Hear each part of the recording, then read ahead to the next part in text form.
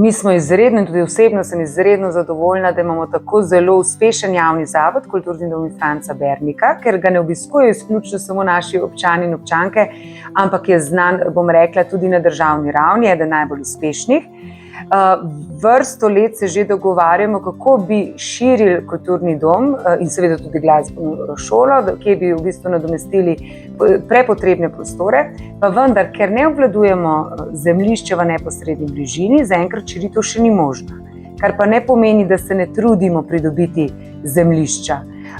Na upravni enoti poteka postopek za razlastitev, tako da, ker postopek še ni zaključen, jaz upam, da bo v nekem doglednem času, bi v bistvu potem ta parkirišča obvladovali in lahko pričeli z pripravo prostorskih aktov za bodočo širitev Kulturnega doma Franca Bernika.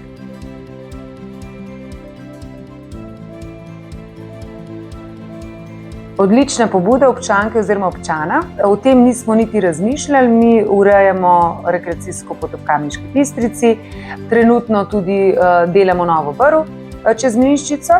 Se pa jaz v mesecu maju dobim z županom občine Mengeš in ga bom povprašala, ali je pripravljen skupaj z nami urediti pešpot, s čimer povežemo občino Domžale in tudi občino Mengeš, ter seveda vprašamo tudi direkcijo za vode, ali s tem projektom soglaša.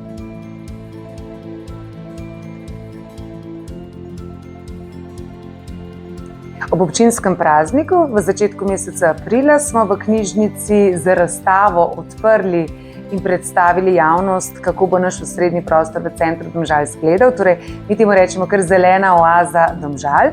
10 natečajnih predlogov, ena je seveda zmagala.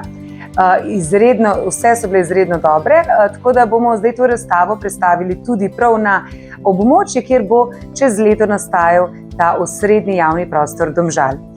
Mi zdaj skupaj z arhitekti izbranimi pripravljamo vso dokumentacijo za pridobitev gradbenega dovoljenja, bomo pa seveda v 2 fazah gradili. Prvo bomo to pohodni del in pa zelen del samega, bom rekla, tega zgornjega dela.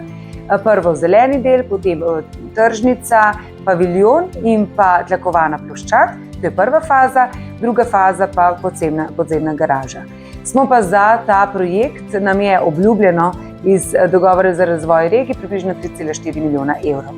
Z deli pričakujemo, da bomo začeli v naslednjem letu in komaj čakamo, da tudi tam v centru Domžal zabrnijo bagri, kljub temu, da bomo pa v neposredni bližini že imeli bagre, ker bomo pa že začeli graditi prizidek k zdravstvenemu domu.